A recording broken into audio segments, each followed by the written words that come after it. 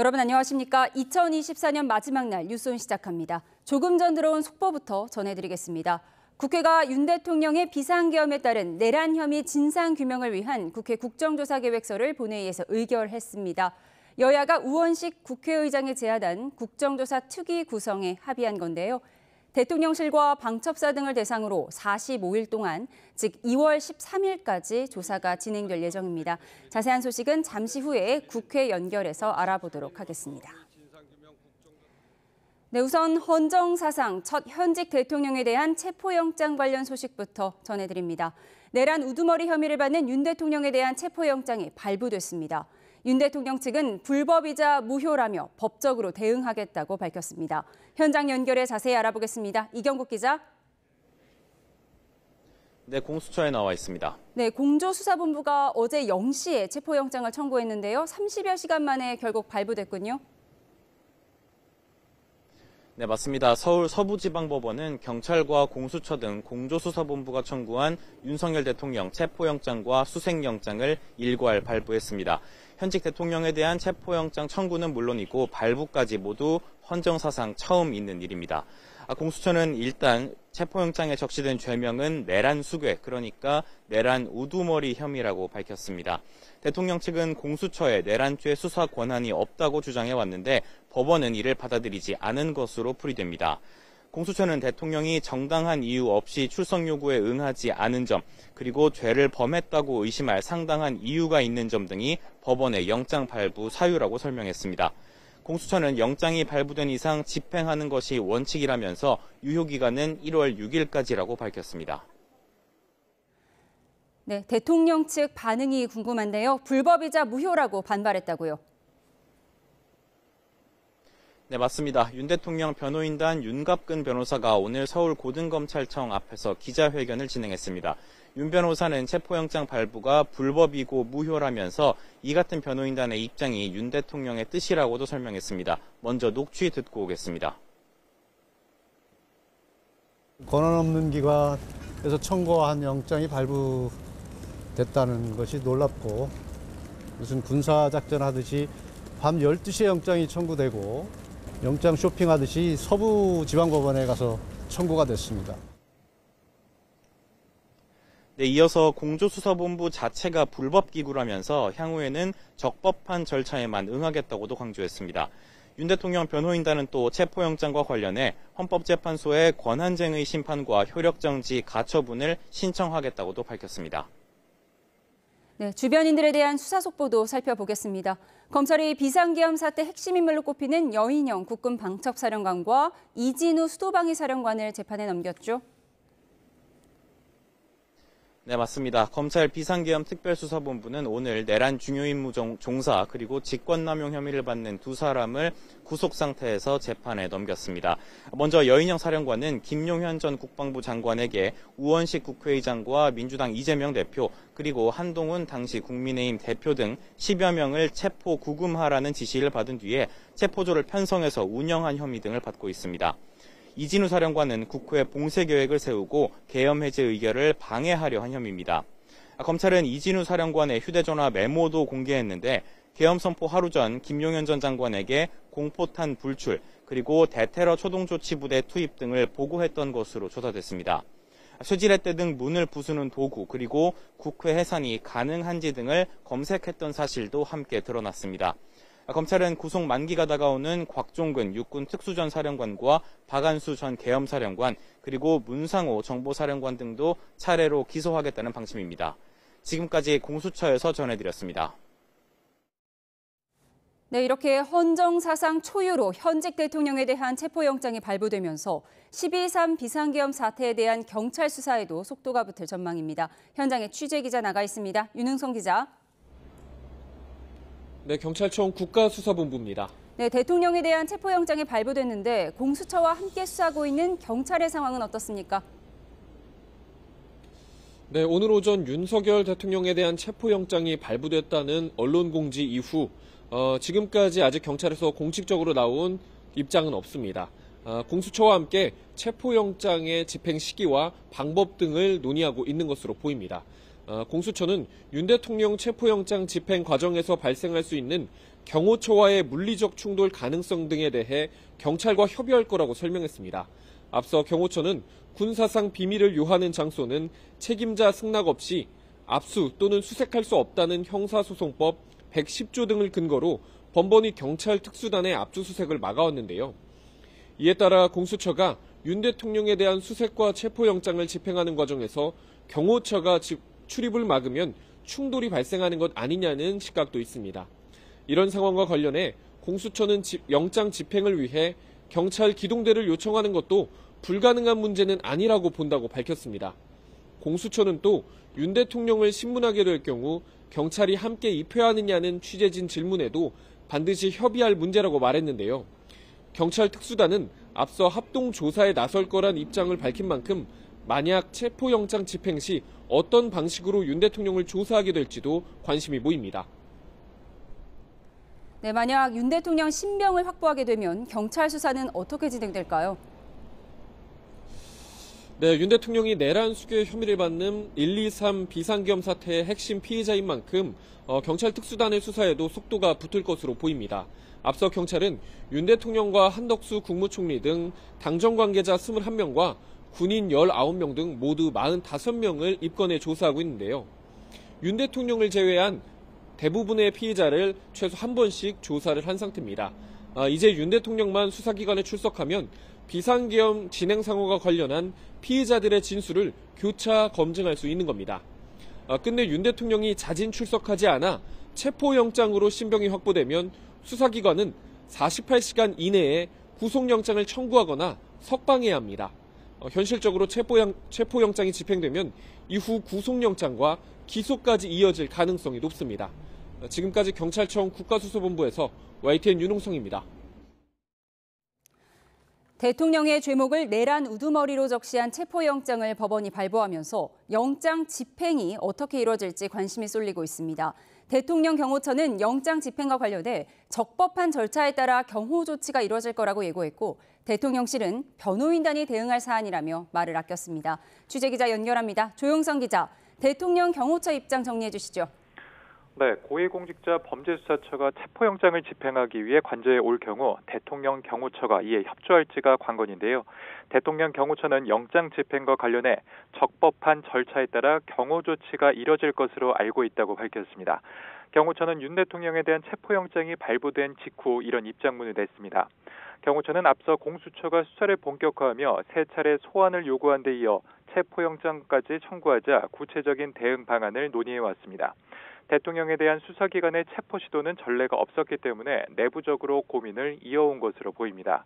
공수처가 윤 대통령이 머무는 관저에서 영장을 집행할 경우 경찰의 출입을 막을지 여부에 대한 확실한 방침을 정했다고 판단하긴 어려운 상황입니다. 경호처의 입장이 법원으로부터 발부받은 영장을 막아서겠다는 것으로 해석될 여지도 있지만 실제로 집행 과정을 지켜봐야 알 수 있을 것으로 보입니다. 대통령실은 체포영장 발부에 대해 별다른 입장을 내지 않았습니다. 대통령실은 윤 대통령에 대한 수사와 헌법재판소의 탄핵 심판에 관여하지 않고 변호인단이 대응하고 있으며 따로 연락을 받고 있지 않다는 입장입니다. 또 체포영장에 응할지에 대해서도 변호인단에서 대응할 사안이라며 말을 아끼고 있습니다. 지금까지 대통령실에서 YTN 조용성입니다. 대통령에 대한 체포영장이 발부되자 한남동 대통령 관저 인근은 긴장감이 고조되고 있습니다. 윤 대통령은 탄핵 소추안이 국회를 통과한 이후 계속해서 관저에 머문 것으로 전해지고 있는데요. 취재기자 연결해 현장 분위기 알아보겠습니다. 신규혜 기자. 네, 서울 한남동 대통령 관저 앞입니다. 네, 지금 관저 인근 상황은 어떻습니까? 네, 윤 대통령에 대한 체포영장이 발부된 뒤로 이곳 관저 앞에는 팽팽한 긴장감이 감돌고 있습니다. 아직 체포영장을 집행할 수사관들의 모습은 보이지 않고 있습니다. 체포영장이 청구된 뒤부터 탄핵을 촉구하거나 반대하는 이들이 관저 앞을 계속 지켰는데 경찰이 양측을 울타리로 분리해놓은 상태입니다. 영장이 발부되자 체포를 촉구하던 시민들은 민주시민이 승리했다고 환호하며 반기는 모습이었고요. 보수단체 회원들은 태극기를 흔들며 술렁였는데 영장 발부 직후부터 집회를 열고 있습니다. 영장 무효 등의 구호를 외치고 있는데 참가자들은 지금도 울고 있습니다. 네, 경찰의 움직임도 함께 정리해 주시죠. 네, 현재 관저 인근으로 취재진의 접근은 허용되지 않고 있습니다. 주변 경비를 서는 경찰의 배치 범위가 더 넓어지는 등 경비 태세도 한층 강화된 모습입니다. 관저 앞 도로 갓길에는 경찰 승합차와 버스를 배치해 만일의 상황에 대비하고 있습니다.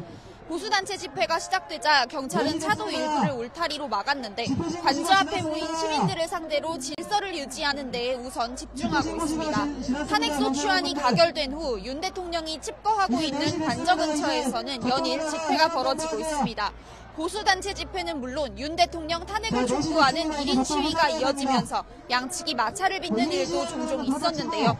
경찰은 충돌이 발생할 경우를 대비해 경비 태세를 한층 강화하는 모습입니다. 지금까지 서울 한남동 대통령 관저에서 YTN 신기혜입니다. 네, 법원이 윤석열 대통령에 대한 체포영장을 발부하자 국민의힘은 현직 대통령의 구금 시도는 부적절하다며 대단히 유감스럽다고 밝혔습니다. 반면 야당은 체포영장 발부는 사필 규정으로 영장을 즉각 집행해야 한다고 목소리를 높였는데요. 관련 소식 국회 취재기자 연결해서 들어보겠습니다. 자, 손효정 기자 나오시죠. 네, 국회입니다. 네, 윤 대통령 체포영장이 발부됐는데 여야가 상반된 반응을 내놨습니다. 어떻게 달랐는지 정리해 주시죠. 네, 국민의힘 권영세 비대위원장은 체포영장의 청구와 발부 모두 대단히 유감스럽다고 밝혔습니다. 체포 요건에 맞지 않는 데다 중앙지방법원이 아닌 야당이 추천한 헌법재판관 후보가 있는 서부지방법원에 영장을 청구한 부분도 문제라고 지적했습니다. 현직 대통령이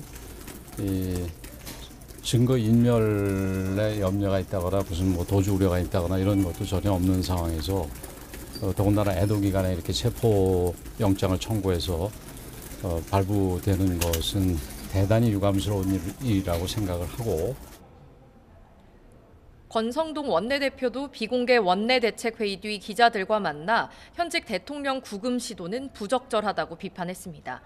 반면 야당은 윤 대통령이 노골적으로 수사를 회피해왔다며 내란 수괴로 규정하고 즉각 체포해야 한다고 맞섰습니다. 윤석열은 그동안 수사기관의 5차례 소환 조사를 모두 거부했습니다. 수사를 지연시키려는 노골적인 작태입니다. 윤석열을 즉각 체포하고 법치주의를 바로 세워야 합니다.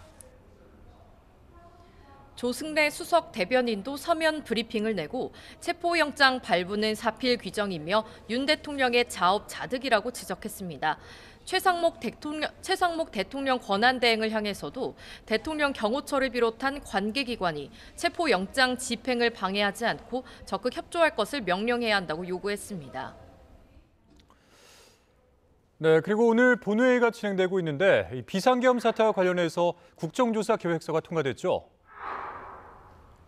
네, 윤석열 대통령 비상계엄 선포에 따른 내란 혐의 진상규명을 위한 국회 국정조사 실시 계획서가 조금 전 본회의를 통과했습니다. 이로써 오늘부터 45일 동안 비상계엄 사태와 관련해 국회 차원의 조사가 이루어지게 됐습니다. 특위위원장은 민주당 안규백 의원이 맡았고 국민의힘 김성원, 민주당 한병도 의원이 각각 여야 간사로 선임됐습니다. 특위는 대통령실과 국무조정실, 군 등을 대상으로 비상계엄 사전 모의 여부부터 국회 계엄 해제 의결 방해 의혹까지 관련 의혹을 조사할 예정입니다. 애초 여야는 국정조사 명칭은 물론 조사 목적과 범위를 둘러싸고 현격한 입장 차이를 보였는데 앞으로 증인 채택 등 조사 과정에서도 신경전을 이어갈 거란 관측입니다. 자, 이런 가운데 새로 취임한 국민의힘 권영세 비대위원장과 민주당 이재명 대표가 본회의 직전에 회동을 했다고 하는데 관련 소식도 전해주시죠. 네, 여야 대표는 우원식 국회의장과 함께 제주항공 여객기 사고 국회 합동 분향소를 조문한 뒤 30분가량 회동했습니다. 권영세 비대위원장과 민주당 이재명 대표가 만나는 건 권 위원장 취임 이후 처음인데요. 이 자리에서 두 대표는 크게 두 가지를 합의했습니다. 먼저 제주항공 여객기 참사와 관련해 국회 차원 대책위원회를 구성하기로 했고 또 국회와 정부가 함께 민생 현안을 다루는 국정협의체도 조속히 가동하겠다고 밝혔습니다. 항공기 참사 사고에 대한 대책 논의가 있었고 또 민생 현안을 다루기 위한 여야 간의 협의체, 국회의장님을 포함한 협의체를 구성하기로 합의가 이루어졌습니다. 오늘 얘기 과정 속에서 저는 뭐 추경에 대한 얘기도 있었고요. 그래서 관련해서 이런 것들을 다 그 틀 내에서 검토하는 것으로 그렇게 논의를 했고요. 민생 경제와 외교 안보 사안을 대상으로 국회의장과 여야 대표 그리고 대통령 권한대행이 큰 갈래를 펴고 세부적인 내용은 여야 원내대표가 협의하기로 했습니다. 자, 잠시 뒤에는 국무회의도 예정이 되어 있는데 최상목 권한대행이 특검 법안의 제2요구를 행사할지가 관심입니다. 관련해서 취재된 내용이 있습니까? 네, 내란 특검, 김건희 여사 특검법 제2요구권 행사 시한이 내일까지라 4시 반 국무회의에 제2요구 건의의 건이 상정될지 이목이 쏠리고 있습니다.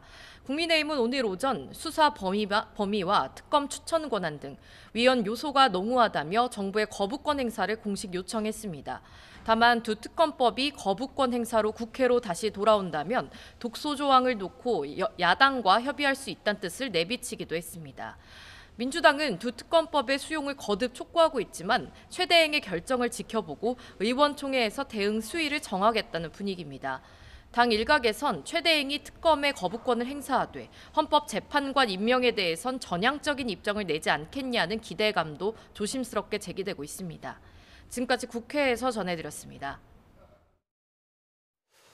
네, 방금 전에 국무회의 관련 내용 전해드렸는데 최상목 대통령 권한대행이 오늘 오후 이른바 쌍특검법에 대해서 제2요구권을 행사할 가능성에 무게가 실리고 있습니다. 정부는 오늘 오후 최상목 권한대행이 주재하는 첫 정례 국무회의를 엽니다. 국무조정실 관계자는 국무회의가 애초 오전에서 오후로 바뀐 점을 보면 내란 특검법과 김건희 여사 특검법, 이른바 쌍특검법에 대해서 최 대행이 오늘 매듭을 지을 가능성이 크다고 전했습니다. 최 대행은 민주당이 요구해왔던 헌법재판관 3명 임명에 대해서는 수용하는 방안을 열어놓고 막판 고심을 거듭하고 있는 것으로 전해지고 있습니다. 헌법재판소가 국정 안정을 위해 재판관 구인 체제를 조속히 완성해야 한다고 재차 강조했습니다.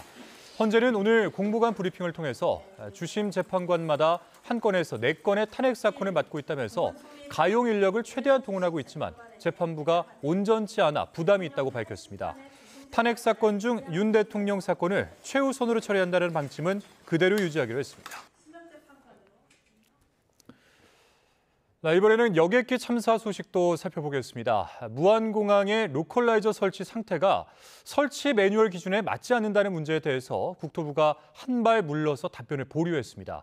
이 사고 여객기 블랙박스 가운데는 음성 기록 장치에서는 데이터 추출을 시작했다고 하는데요. 자, 관련 소식 취재기자 연결해서 들어보겠습니다. 자, 김기봉 기자, 로컬라이저 설치 기준 위반 의혹에 대해서 국토부가 어떤 답변을 내놨습니까? 네, 조금 전 진행된 브리핑에서 이번 참사의 피해를 키운 로컬라이저 설치가 규정을 위반한 것 아니냐는 지적에 대해 국토부는 관련 규정을 더 확인해보고 답변을 하겠다며 즉답을 피했습니다. 설치 규정상에는 문제가 없다던 오늘 오전까지의 입장에서 바뀐 것입니다. 국토부는 그동안 공항시설법의 세부 지침을 들어 공항 부지에 있고 장애물로 간주되는 모든 장비나 설치물은 부러지기 쉬운 받침대에 장착해야 한다라고 규정돼 있지만 활주로 종단 안전구역 밖의 시설물인 로컬라이저는 적용되지 않는다는 입장이었습니다. 하지만 국토부의 항행안전시설 보호 업무 매뉴얼 이착륙장 설치 기준에는 정밀 접근 활주로의 경우 로컬라이저가 설치되는 지점까지 활주로 종단 안전구역을 연장해야 한다고 규정돼 있습니다. 또 활주로 종단 안전구역의 길이를 결정할 때는 활주로 이전에 착륙하거나 지나치는 경우를 포함하기에 충분하도록 고려돼야 하는데 로컬라이저가 통상 첫 번째 장애물이 되기 때문에 활주로 종단 안전구역은 이 시설까지 연장해야 한다라고 명기된 사실이 밝혀지자 입장을 바꾼 것입니다. 무안공항의 로컬라이저 설치에 문제가 있다는 결론이 나올 경우 공항 설계자에게도 직접적인 책임이 따를 것으로 보입니다. 네, 사고 경위를 밝혀줄 이 블랙박스 조사가 중요할 텐데 현재 어떻게 진행이 되고 있습니까? 네, 2개의 블랙박스 가운데 일단 음성 기록 장치에서는 정보 추출을 시작했다고 국토부는 밝혔습니다. 음성 기록 장치는 마지막 2시간 동안의 모든 교신 내용이 기록돼 있기 때문에 이 장치의 조사만으로도 사고 경위의 상당 부분이 밝혀질 것으로 기대됩니다. 또 하나의 장치인 비행 기록 장치는 커넥터가 분실된 상태여서 정보 추출이 가능한지를 검토하고 있는 상태라고 밝혔습니다. 이와 별도로 국내 사고조사관 11명과 미국 합동조사관 8명이 사고 현장 조사를 하고 있는데 아직 현장에서 추가로 나온 소식은 없는 것으로 전해졌습니다. 지금까지 YTN 김기봉입니다.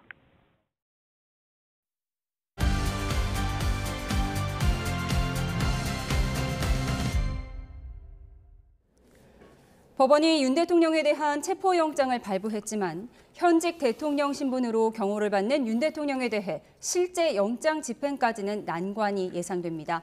정치권 반응은 극명하게 엇갈리고 있는데요. 정치의 겉과 속을 들여다보는 정치온, 오늘은 김재원 전 국민의힘 최고위원, 송갑석 전 더불어민주당 최고위원과 함께 분석해 보도록 하겠습니다. 두 분 어서 오세요. 네. 대통령 측은 영장을 청구한 공수처에는 내란죄 수사권 자체가 없다면서 강하게 반발하고 있는데요. 대통령 측 윤갑근 대리인의 목소리 먼저 듣고 와서 대담 시작하도록 하겠습니다. 권한 없는 기관에서 청구한 영장이 발부됐다는 것이 놀랍고, 공수처의 그동안 관할이 중앙지법이었는데 전례 없이 그 서부지방법원에 영장이 청구된 것이 참 유감스럽다. 그리고 이런 불법적인 영장 청구가 발부된다는 것이 이 법치주의에 맞는지, 이런 불법적인 영장 청구는 불법 무효라는 입장입니다. 향후 출석 통보가 오더라도 두 분께서는 출석을 지금처럼 안 하시겠다는 계획이신가요? 적법 절차에는 응한다는 생각이십니다. 현재 체포영장으로는 응할 수 없다는 입장으로 정리하면 될까요? 현재 체포영장은 불법 무효라고 말씀드렸습니다. 네, 현직 대통령에 대한 체포영장은 처음 있는 일인데요. 영장 청구 자체가 불법이고 무효다라고 대통령 측이 밝혔어요. 일단 지금까지 계속적으로 주장해 왔듯이 이 내란죄 수사권이 과연 공수처에 있느냐, 이 문제와 깊이 관련이 되어 있습니다. 우리 헌법상으로 대통령은 내란죄, 외환죄 외에는 소추되지 아니한다고 규정하고 있어서 사실 수사기관에서 수사를 할 때 지금까지 뭐 구속 기소되어 있는 김용현 전 국방장관의 경우에는 내란죄와 또 직권남용죄, 이런 두 가지 혐의로 수사를 했거든요. 그런데 어쨌든 검찰에서 직권남용죄에 대한 수사권이 있으니 직권남용죄 수사를 하면서 내란죄도 관련 사건이다라고 수사를 했지만, 검찰과 동일한 수사권이 있는 공수처의 경우에 과연 내란죄만 수사권이 있는 그런 공수처 수사 범위에 벗어나는, 즉 공수처는 직권남용죄에 대해서는 수사권이 있는데 내란죄에 대해서는 수사권이 없거든요. 그러면 대통령에 대해서 내란죄만 수사할 수 있는데 공수처가 어떻게 내란죄를 수사하겠다고 하며 또 그것을 직권남용죄의 관련 사건으로 수사를 하겠느냐라는 논리로 계속적으로 이의 제기를 했는데, 이것에 대해서 관련 사건의 수사를 위해 필요하다면서 청구한 영장을, 체포영장을 법원이 받아줬거든요. 그러니까 이것은 잘못된 영장이다, 이런 주장이죠, 지금 상태에서. 그러니까 앞으로 이 체포영장의 집행에 대해서는 응하지 않겠다는 입장을 분명히 한 것 같습니다. 그리고 이게 우리가 자꾸 이제 영장이라고 하니까 그 수사를 받아야 될 사람을 구속 장소, 그러니까 뭐 구치소 또는 뭐 교도소 이런 그곳에 인치를 해서 구금하는 영장이라고 생각을 하는데, 그게 아니고 지금까지 대통령에 대해서 3번이나 소환을 요구했지만 출석하지 않았지 않습니까? 그러면 이제 강제적으로 수사기관이 가서 신병을 인수해서 데려와서 수사를 할 수 있고, 그 수사기간이 48시간 일하는 거거든요. 그러면 지금 이 상황은 단순히 이제 출석에 불응했고, 그 다음에 수사권이 있는 듯하다, 이런 보니까 있는 것 같다, 뭐 이런 정도의 판단으로 체포영장을 발부한 것으로 보이는데, 그에 대해서 윤석열 대통령 측에서는 강하게 반발을 하고 있는 걸로 지금 나타나고 있습니다. 앞으로 과연 이 영장을 집행할 수 있을지, 즉 경호처에서 관할하고 있는 경호구역 내에 영장을 갖고 있다고 해서 들어와서 집행을 하겠다고 할 때 그것을 순순히 허용할지, 또 지금 자꾸 만약에 경호관들이 이 영장 집행을 막는다고 하면 공무 집행 방해라고 주장하는데, 대통령 경호법에 의해서 이 적법하게 업무를 수행하고 있는 것을 공무집행방해라고 할 것인지 이런 쟁점이 너무나 많습니다. 예, 그 부분은 잠시 후에 좀 더 자세히 짚어보기로 하고요. 청구한 지 33시간이 지나서야 발부가 됐어요. 그만큼 법원의 고심이 깊었다는 거겠죠? 그렇죠. 네. 저는 법원에서 이것을 발부했다라고 하는 것은 대단히 큰 의미가 있다라고 생각을 합니다. 어떤 의미가 있을까요? 참 그전에 참 보기에 딱한데요. 일반 피의자라고 한다면 본인을 변호하기 위해서 이런저런 주장을 할 수 있습니다. 그렇지만 지금의 피의자는 헌법을 수호해야 할 가장 큰 의무를 지고 있는 대통령이고 또 본인이 검찰총장까지 지낸 수십 년 동안 검사로서 법 집행에 관여되어 온 사람으로서 일관되게 모든 관련된 조사에도 불응하면서 불법이라고 대응을 해온 뒤끝이 바로 이러한 자업자득의 결과가 아닌가라고 생각을 합니다. 이번 법원의 발부로 해서 결국은 내란죄냐 아니냐라고 하는 것도 명확하게 지금 발부된 영장에가 청구돼 있지 않습니까? 내란의 우두머리, 직권남용, 권리행사 방해라고 하는 죄목이 입증돼 있고, 그다음에 과연 공수처가 그러한 권한이 있느냐 없느냐라고 했는데 그것도 또한 발부를 한 거고요. 그다음에 직접적으로는 그동안 3차례, 또 많게는 5차례에 걸쳐 계속 조사, 소환에 불응했기 때문에 그러니까 검찰 소환에 2번, 공수처 소환에 3번을 말씀하시는 거죠? 불응해 왔기 때문에 그런 점에 있어서 명확하게 법원의 판단이 서리빨 같은 법원의 판단이 저는 나왔다라고 생각합니다. 앞서 김재현 의원께서 체포영장과 구속영장을 다르다고 짚어주셨어요. 확실히 다른 거긴 한데 체포를 하고 나서 48시간 내에 구속영장을 청구해야 하잖아요. 그렇지 않으면 풀어줘야 하고요. 그리고 구속영장이 청구되면 이제 뭐 발부를 목적으로 한 것일 거고, 그렇다면 법원에 어느 정도 이 혐의가 소명됐다 이렇게 봐야 할까요?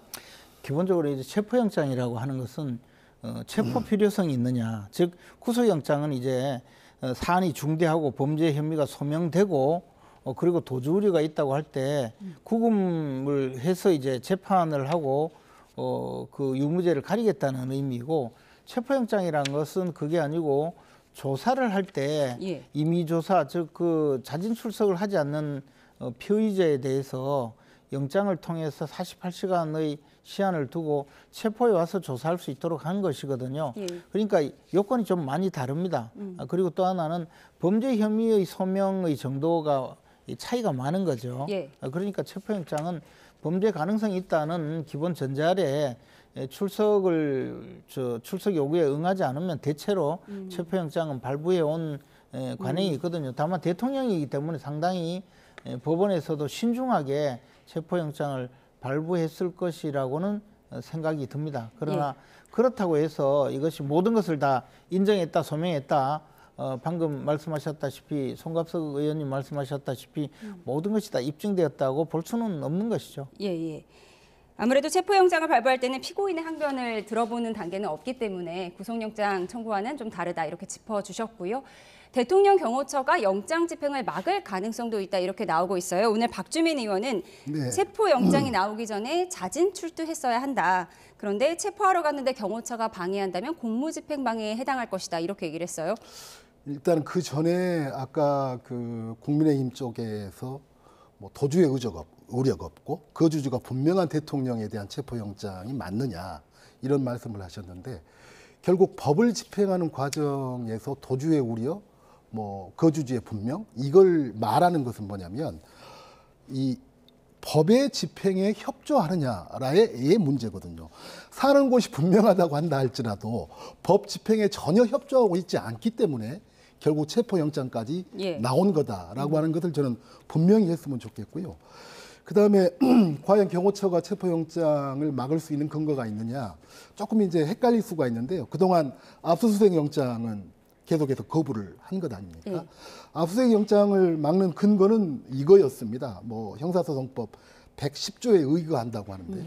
군사적 비밀, 공무상 비밀과 관련된 경우에 책임자의 승낙 없이는 할 수 없다라고 하는 거거든요. 그러니까 경호처의 책임이 아닌 거죠. 경호처는 책임자에게 이거 어떻게 할까요? 라고 물어본 거죠. 그 책임자가 누군지는 모르겠지만. 근데 이번 경우 같은 경우는 그러한 법적인 근거가 없습니다. 경호처에서 누군가한테 물어봐야 될 대상이 없는 거죠.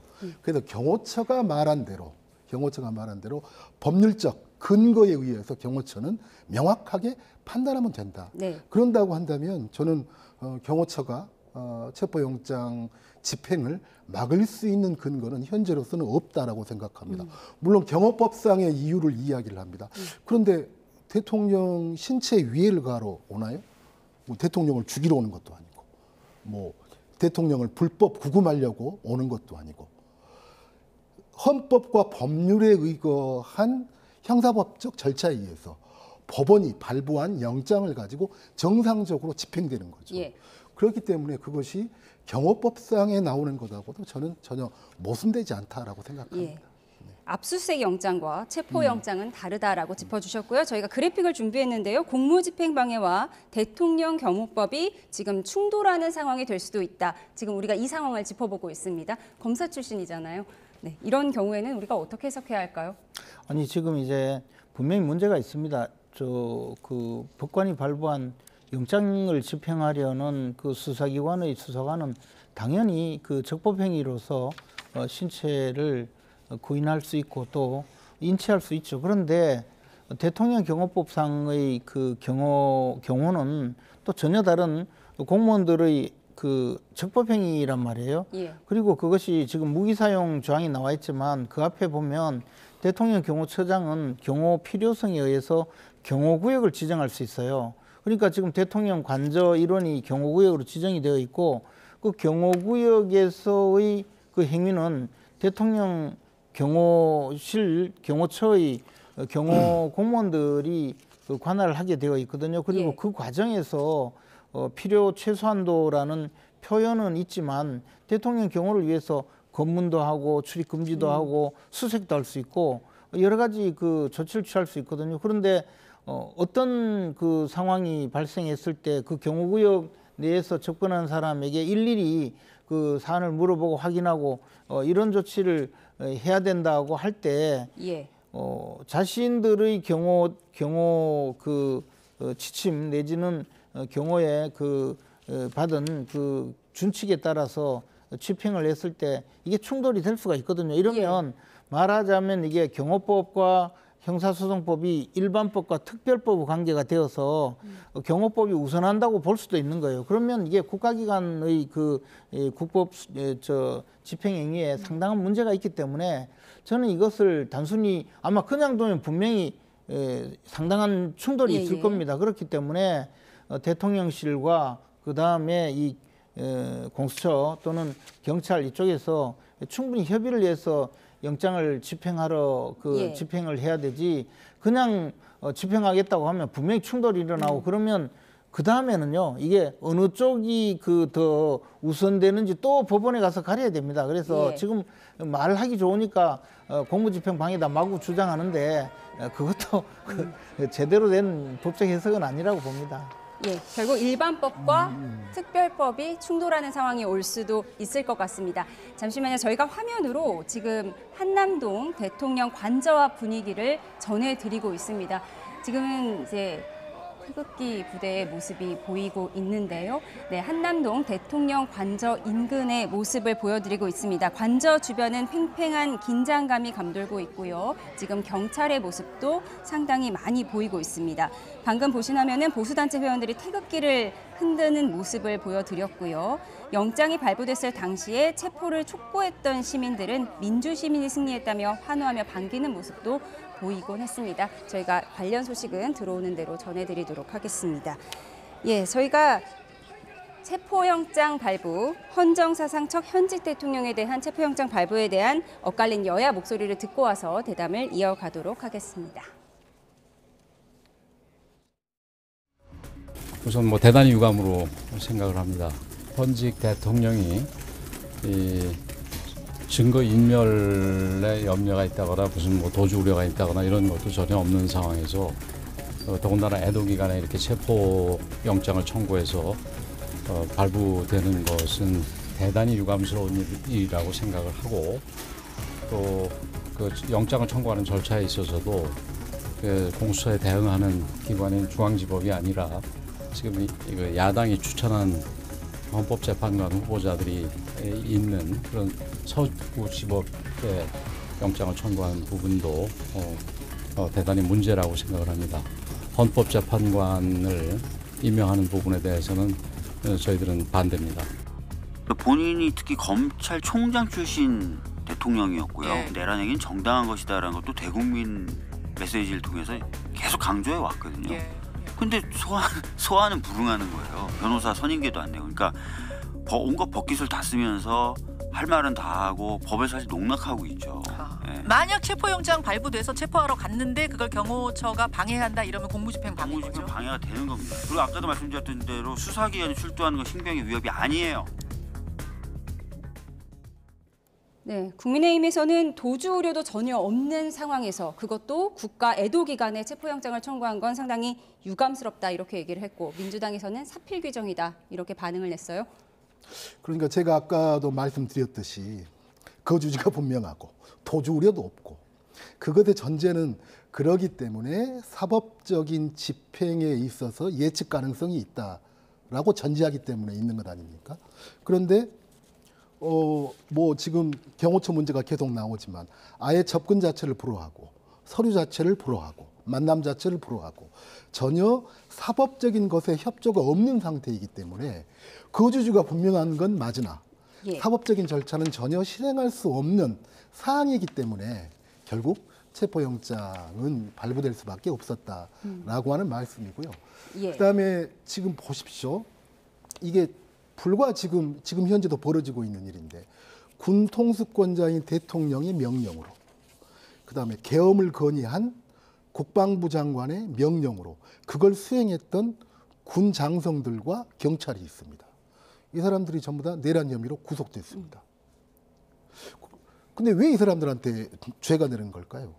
그것은 탈법적인 행위를 했기 때문에 아무리 군 통수권자 그다음에 군정권을 가지고 있는 국방부 장관의 명령이 있다라고 할지라도 불법적인 행위를 수행했기 때문에 되는 겁니다. 저는 경호처의 문제도 마찬가지다라고 생각합니다. 법률에 의해서 판단하면 되는 겁니다. 경호를 해야 될 대상인 대통령이 나를 지켜줘. 그런다고 해서 네 알겠습니다라고 지키는 것. 그런다고 해서 죄가 안 될까요? 물론 이런 문제는 있겠죠. 대통령 관저 주변에 뭐 탄핵을 찬성하는 사람, 탄핵을 반대하는 사람 이런 사람들로 복잡하고 근데 그것이 법을 집행하는 과정에서 2차적으로 어떤 소요나 문제가 생길 수 있고 이런 부분은 공권력을 강력하게 시행을 해서 정확하게 좀 정리할 필요는 있겠죠. 그 과정에서 그런 것들은 필요하겠지만 저는 법 집행에 있어서는 엄정하게 해야 된다고 생각하고 저는 경호법상의 문제와도 전혀 충돌을 하는 문제는 아니다라고 봅니다. 야당의 반응을 먼저 살펴봤고요. 조금 전에 권영세 비대위원장의 발언을 그래픽으로 준비했는데 보여주시면 좋을 것 같습니다. 네, 그래픽을 보면요. 야당이 추천한 헌법재판관 후보자들이 있는 서부지방법원에 청구한 것도 그러니까 영장을 청구한 것도 대단히 문제가 있다. 이렇게 권영세 비대위원장이 얘기를 했습니다. 윤곽근 변호인도 지적했던 부분인데 이 부분은 어떻게 해석해야 할까요? 보통은 중앙지법에 청구하는 게 보통이죠. 보통은 문제가 아니고 그 공수처법에 보면 공수처에서 수사한 사건의 관할이 서울중앙지방법원으로 규정이 되어 있습니다. 그러니까 기본적으로 공수처가 수사를 해서 영장을 청구하려면 서울중앙지방법원에 청구를 해야 되는 거죠. 법적으로. 그런데 거기에 예외적으로 예를 들어 그 증거가 증거의 소재라든가 또는 수사상의 필요성, 재판의 필요성에 따라서 피의자의 소재지 또는 범죄 행위지 뭐 이런 쪽으로 약간 부수적으로 이 사건의 관할을 인정할 수가 있어요. 거주지를 고려해서 서부지법에 청구했다 이런 설명이 나오더라고요. 아니 그러니까 대통령이 그러면 서부지법에 가는 것이 훨씬 편하다 이 말입니까? 그걸 생각해서 거주지 관할로 정한 게 아니잖아요. 그것이 아니라 이것은 굉장히 이례적이다. 지금 더군다나 다른 이른바 계엄 비상계엄 선포와 관련된 사건 수사 자체를 그 서울고등법원에서 진행하고 있잖아요. 그러면 당연히 서울중앙지방법원으로 관련 사건들이 모두 다 기소가 될 텐데 그러면 대통령과 관련된 사건을 서부지방법원으로 보낸다 하더라도 어차피 중앙지방법원으로 이송이 될 가능성이 매우 커요. 예.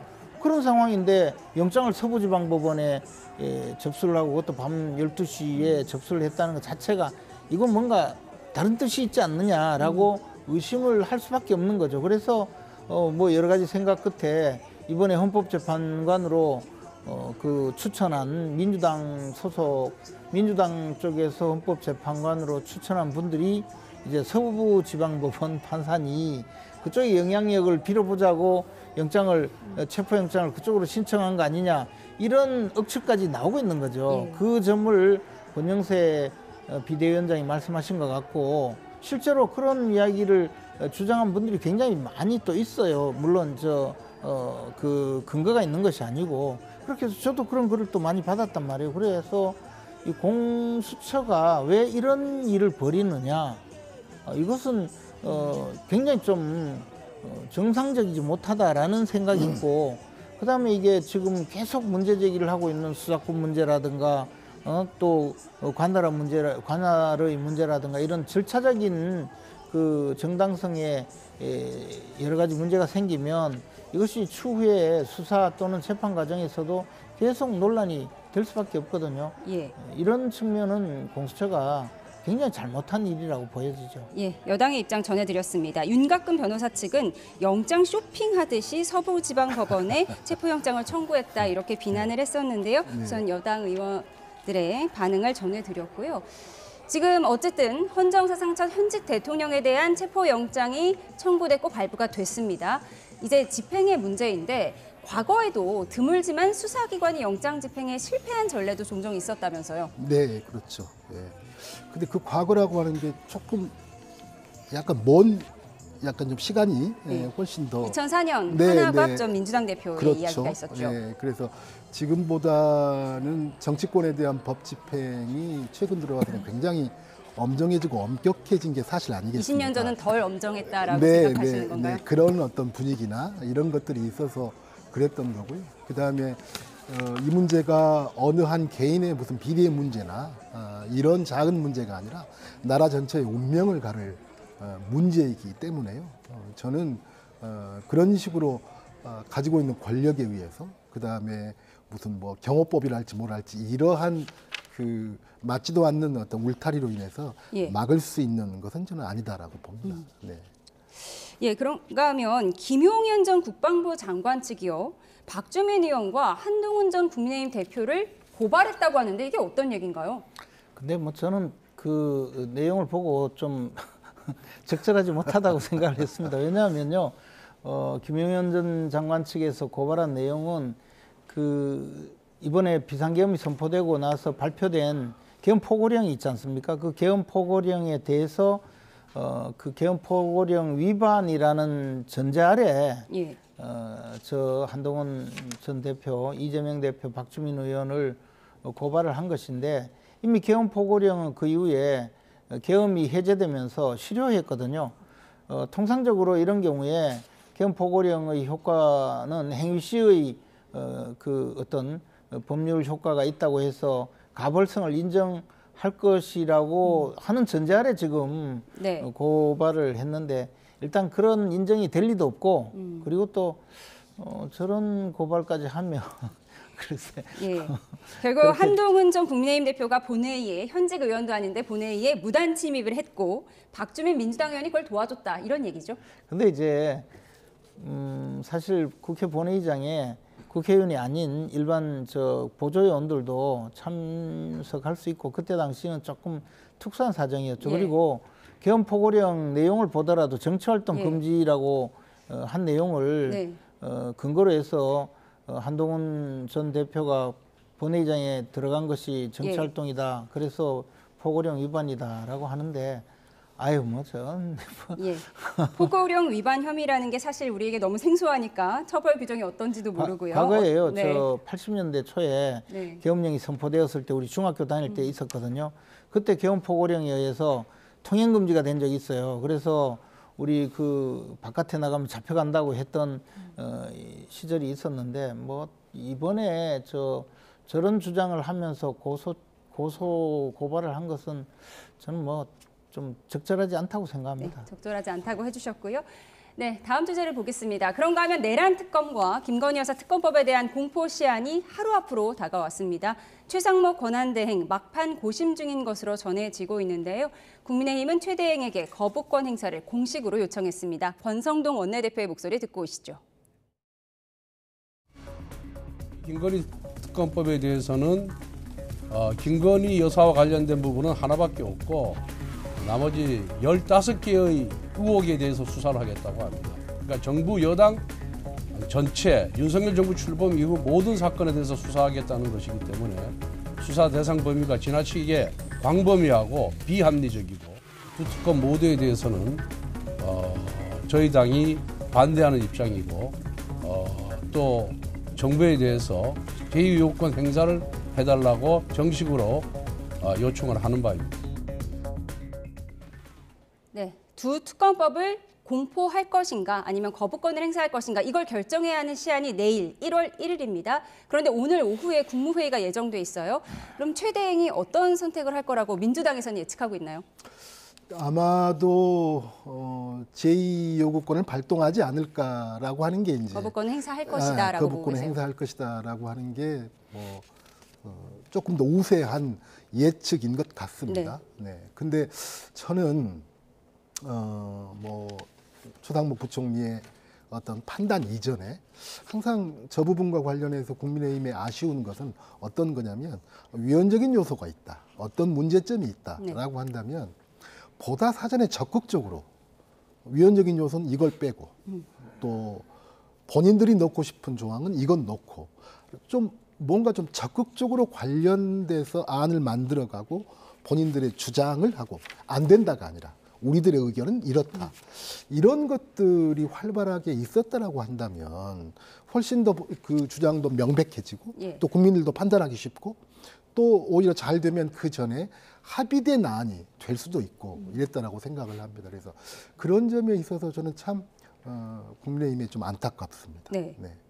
오늘이나 내일 만약에 거부권을 행사한다면 최 대행이 특검법을 행사한다면 다시 국회로 돌아올 거잖아요. 특검법에 거부권을 행사한다면 다시 국회로 돌아올 텐데 그래서 여당 내에서는 이런 얘기도 나오고 있다고 합니다. 수정안을 우리가 역제안하자.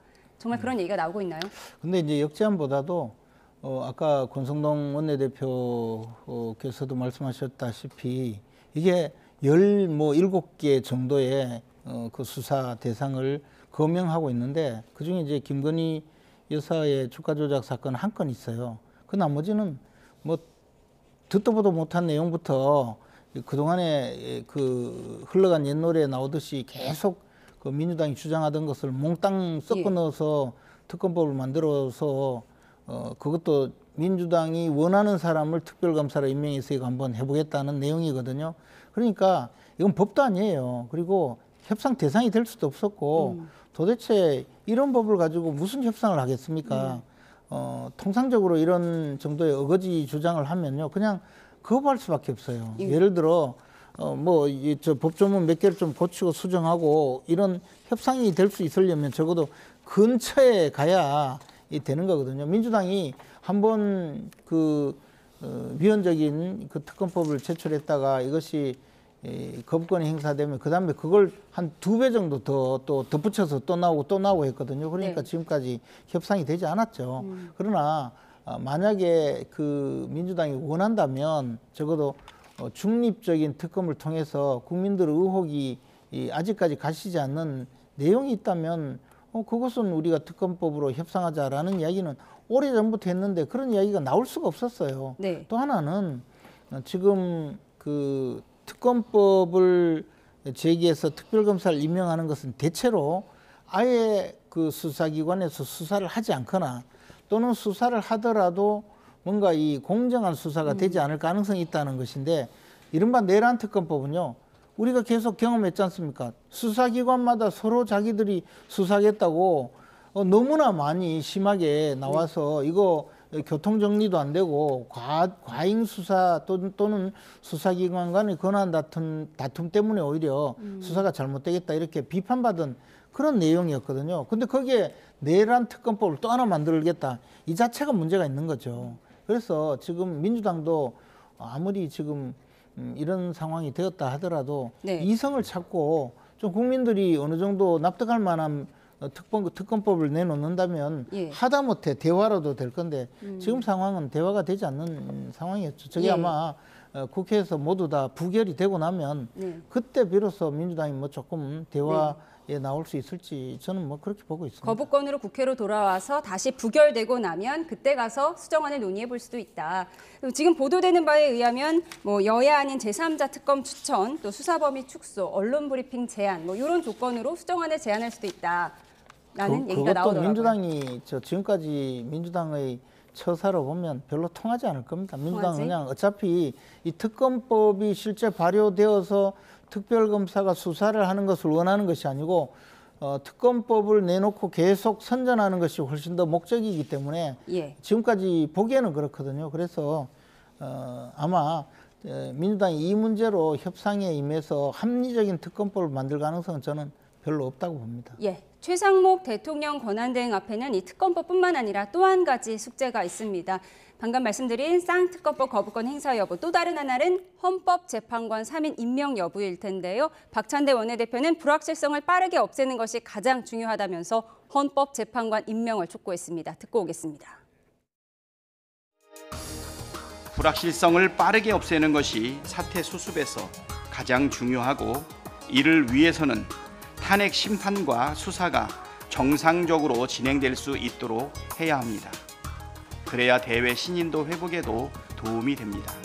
어제 헌법학자 회의는 성명을 통해 대통령 권한 대행은 국회 선출 재판관을 임명해야만 하며 이를 해태하거나 거부하는 것은 위헌이라고 밝혔습니다.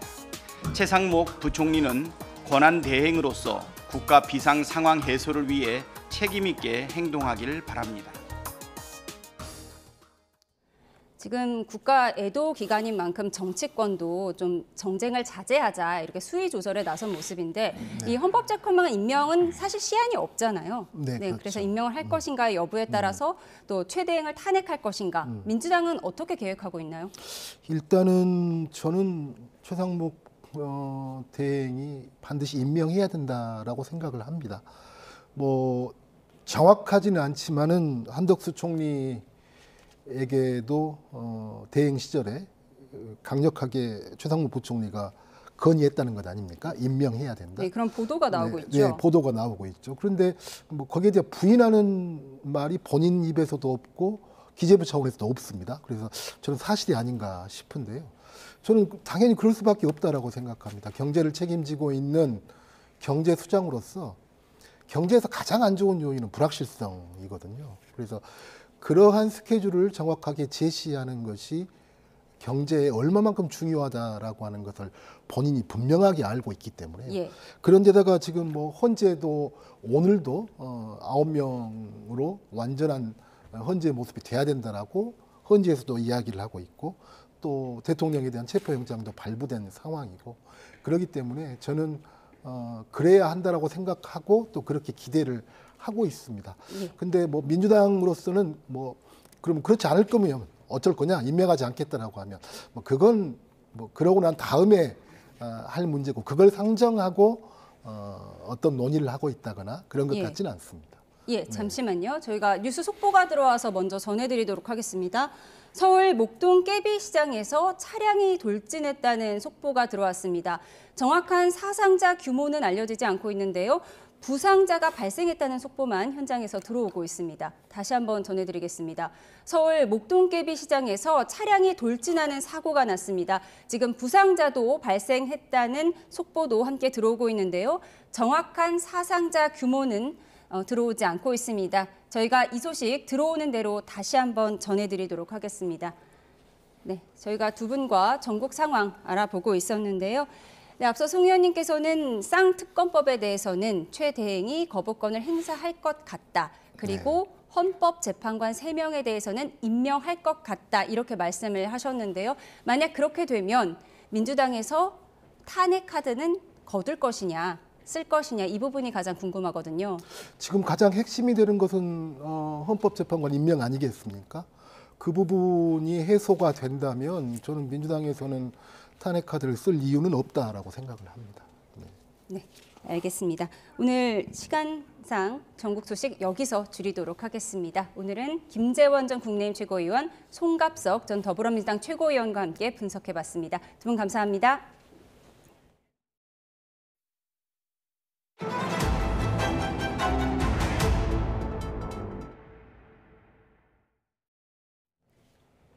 네, 사고 사흘째인 오늘도 유가족들은 마지방을 떠나지 못하고 있습니다.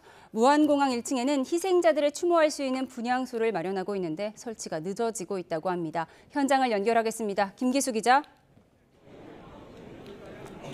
네, 무안국제공항 마지방에 나와 있습니다. 네, 현장 분위기 전해주시죠. 네, 이곳에 머물고 있는 유가족들은 힘든 시간을 보내고 있습니다. 유가족들이 지은 텐트에서는 울음소리가 들리기도 하고 이 사고 관련 브리핑이 있을 때마다 2층 마지방으로 힘겹게 올라가는 모습도 볼 수 있었습니다.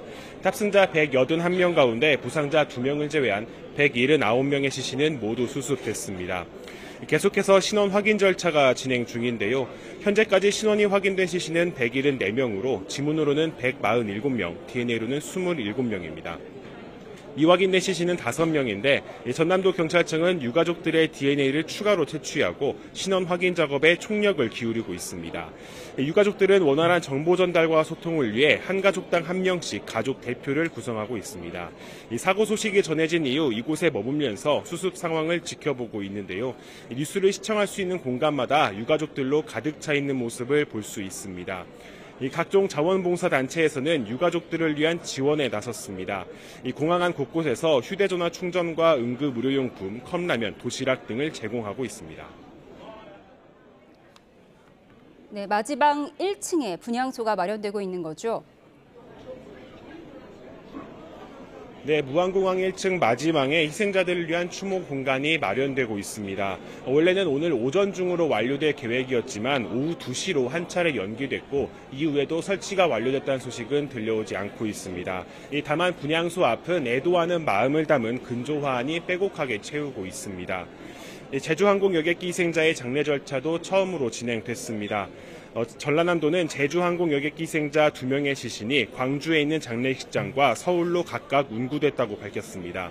광주로 옮겨진 희생자 2명 가운데 1명은 모레 발인될 예정입니다.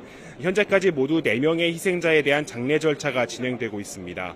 이런 가운데 사망자 신원 확인이 더디게 이루어지면서 일부 유족들의 항의가 잇따르기도 했습니다. 지금까지 무안국제공항에서 YTN 김기수입니다. 네, 제주항공 참사 소식 조금 더 자세히 살펴보겠습니다. 네, 백종규 사회부 기자 그리고 안영태 극동대 항공운항학과 교수 나오셨습니다. 어서 오십시오. 안녕하세요. 네, 참사가 커진 원인으로 콘크리트 둔덕이 논란이 되고 있습니다. 저희가 사고 당시 그림을 보면서 대담을 이어가도록 하겠습니다. 네, 우선 비행기가 동체 착륙하고 공항 구조물과 부딪히면서 폭발이 일어났는데 흔히들 외벽에 부딪혔다 이렇게 많이 생각했는데 그 앞에 있는 콘크리트 둔덕과 부딪힌 게 문제가 됐어요.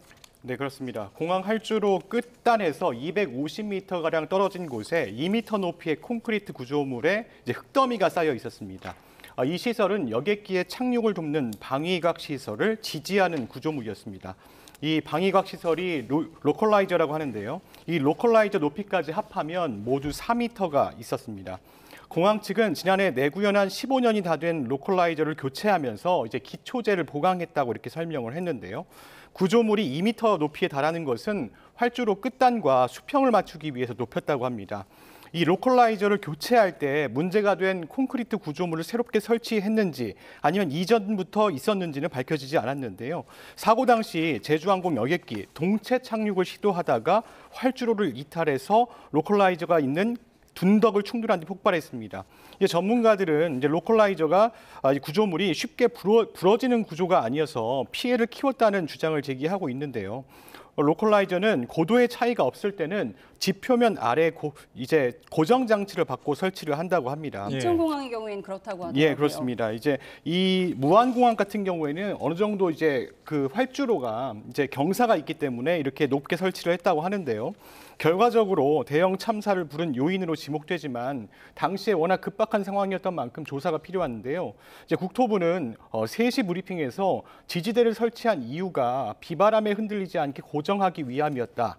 그리고 종단 안전구역 밖에 있었으니까 이 시설 재료가 제한받지 않는다고 생각해서 이제 콘크리트를 사용했다. 이렇게 설명했습니다. 예.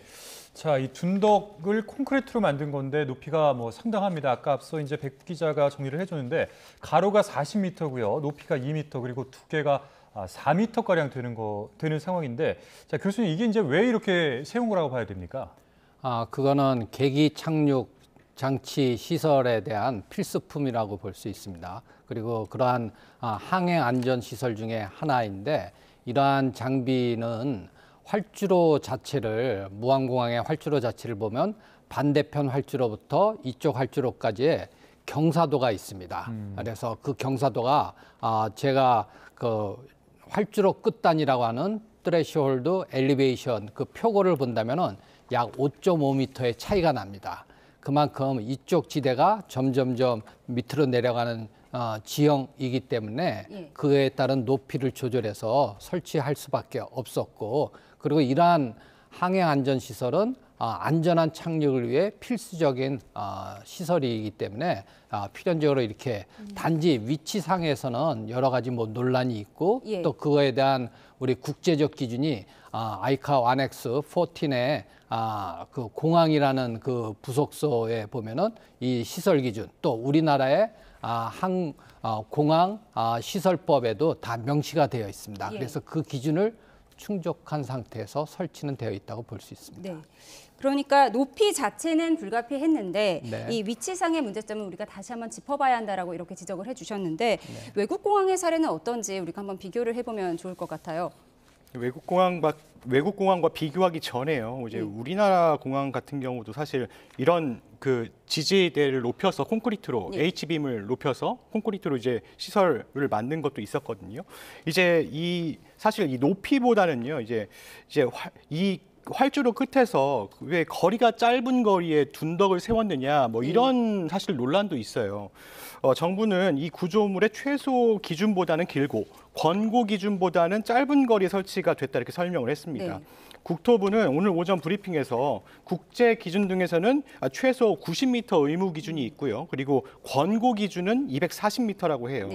이제 보면요, 착륙대 끝으로부터 최소 90m를 확보하고 240m를 권고한다 이렇게 되어 있습니다. 그런데 무안공항 같은 경우에 이 구역 거리가 199m라는 겁니다. 그러니까 그래서 최소 기준보다는 높고 많고 권고보다는 적다. 그래서 이렇게 보면 로컬라이저가 이 구역에 더해서 안전지대가 있거든요. 착륙대 거리라고 하는 안전지대가 있으니까 60m를 더하면 한 250여 미터의 거리가 됐다고 합니다.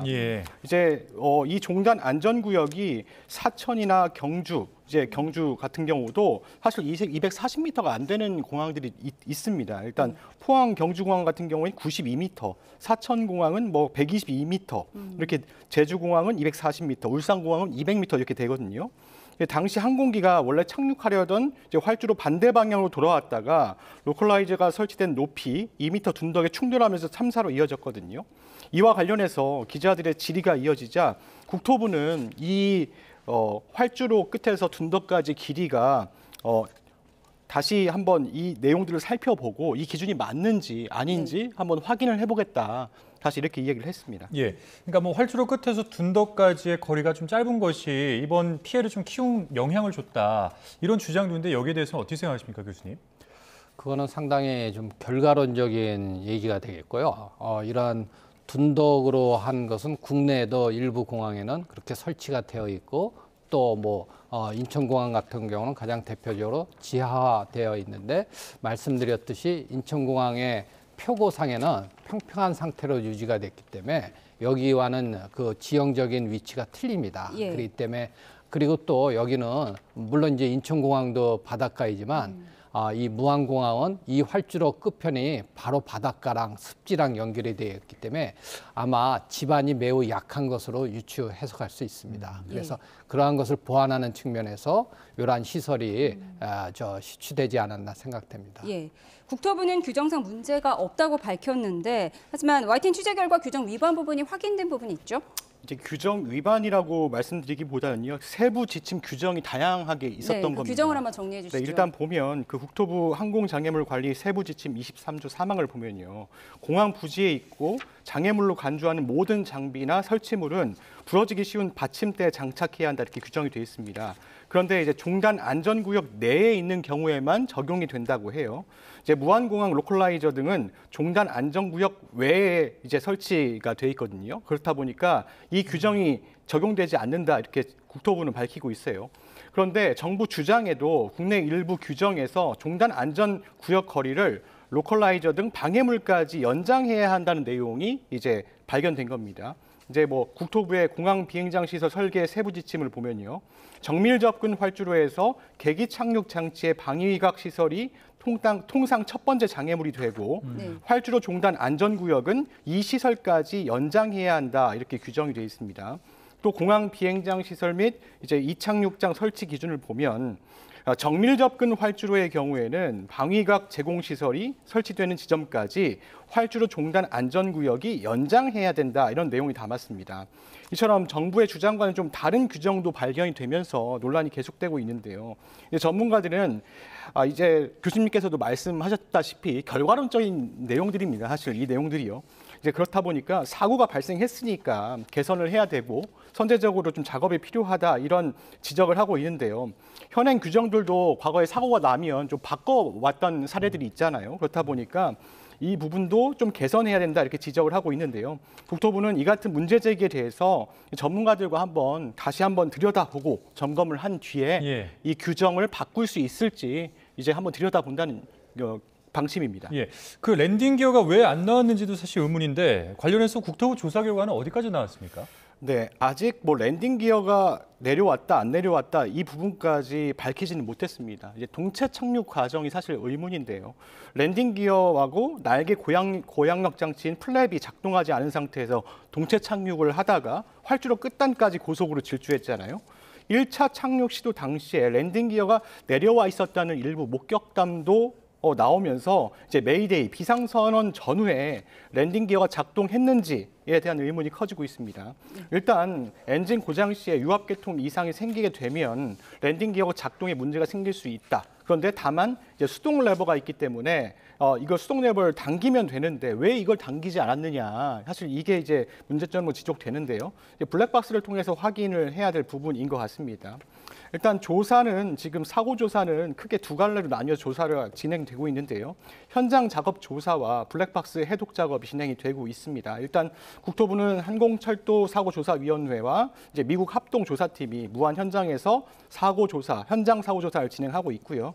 일단 그 관제탑과 사고기와의 교신 내용도 들여다보고 있는데요. 일단 당시에 2명이 근무했던 것으로 알려지고 있는데 그 관제 통신 기록을 전체 입수하고 또 관제사하고도 면담을 했다고 해요. 당시 어떤 교신들이 오갔는지 또 어떤 상황이었는지 이제 중요한 사고 원인 조사거든요. 일단 사고조사위에서는 이 부분은 아직까지 공개할 수는 없다 이렇게 밝히고 있습니다.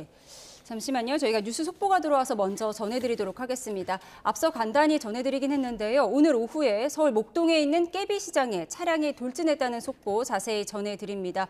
이 사고로 행인 등 여러 명이 다친 것으로 전해지고 있는데요. 지금 화면을 보여드리고 있습니다. YTN의 사고 소식을 제보한 시청자는 승용차 한 대가 비탈길에서 미끄러지면서 사고가 났다고 전했고요. 지금 9명 정도가 다친 것으로 전해지고 있습니다. 자, 정확한 상황은 취재되는 대로 다시 전해드릴 텐데 다시 한번 전해드리겠습니다.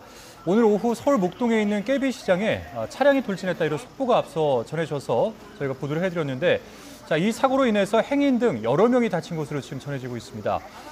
이 소식을 YTN에 제보한 시청자는 승용차 한 대가 비탈길에서 미끄러지면서 사고가 났다 이렇게 이제 전해왔는데 정확한 상황과 또 피해 규모 등은 저희가 취재되는 대로 다시 이어지는 보도에서 전해드리도록 하겠습니다.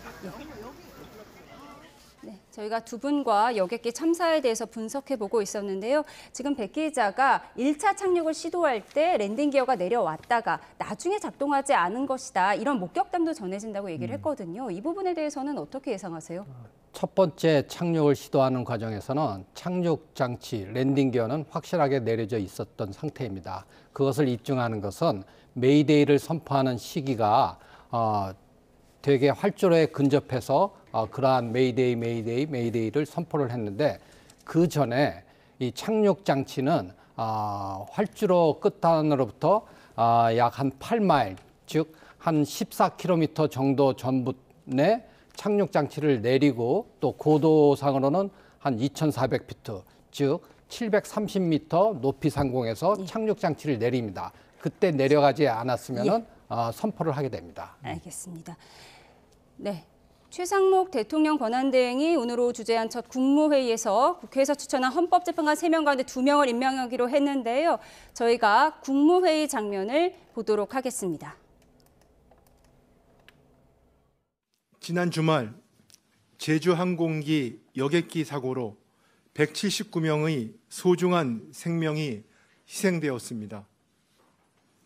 이번 사고로 희생된 모든 분들의 명목을 비며 말로 형언할 수 없는 아픔을 겪고 계신 유가족분들께 진심으로 위로의 말씀을 전합니다.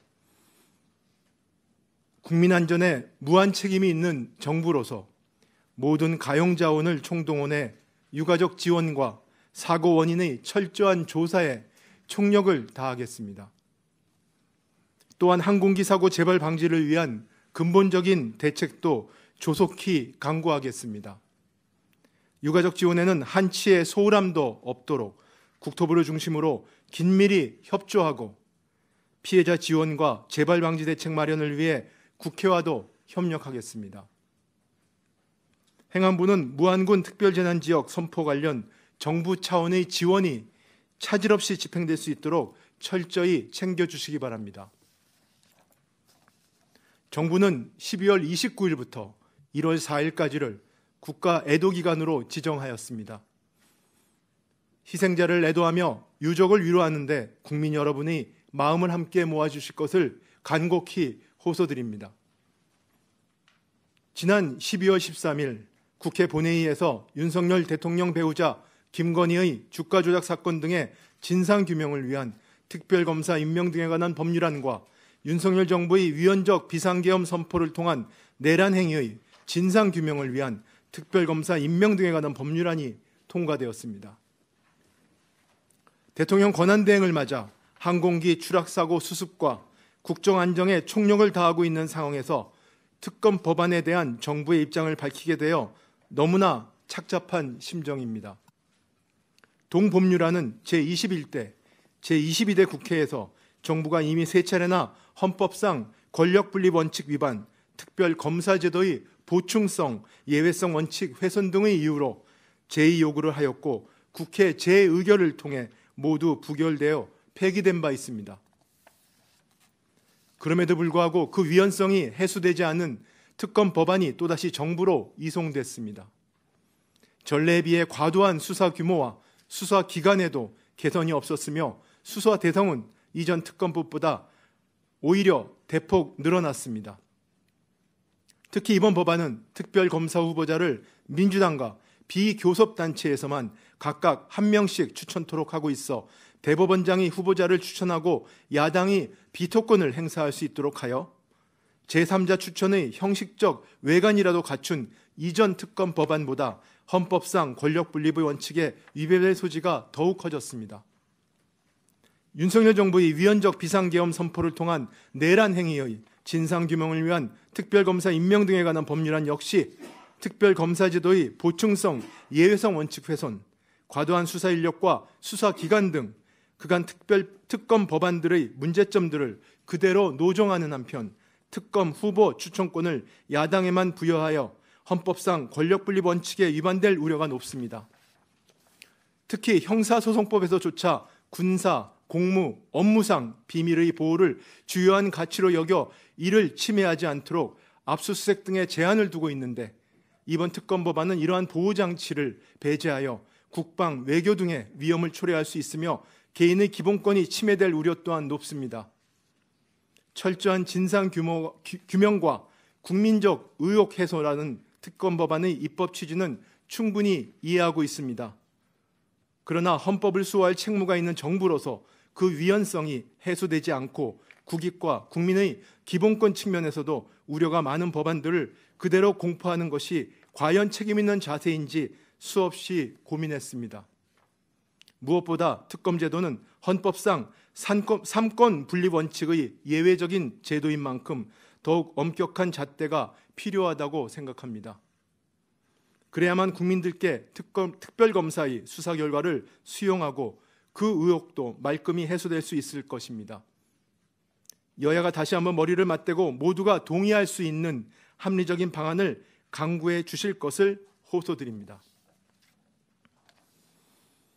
끝으로 헌법재판관 임명에 대하여 말씀드리겠습니다. 계엄으로 촉발된 경제의 변동성은 헌법재판관 임명 보류와 권한대행 탄핵소추 이후 급격히 확대되었습니다.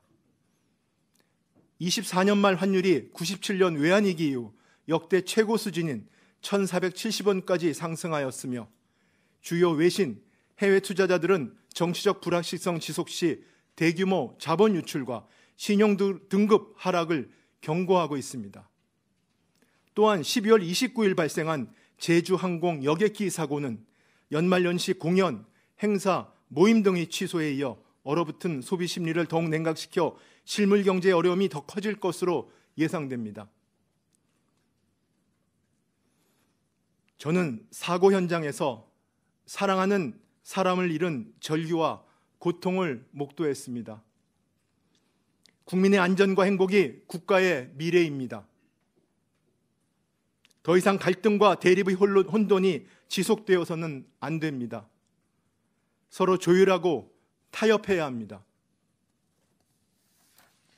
12월 27일 대통령 권한대행을 승계한 저는 하루라도 빨리 정치적 불확실성과 사회 갈등을 종식시켜 경제와 민생 위기 가능성 차단이 필요하다는 절박함에 헌법재판관을 임명하기로 결정하였습니다.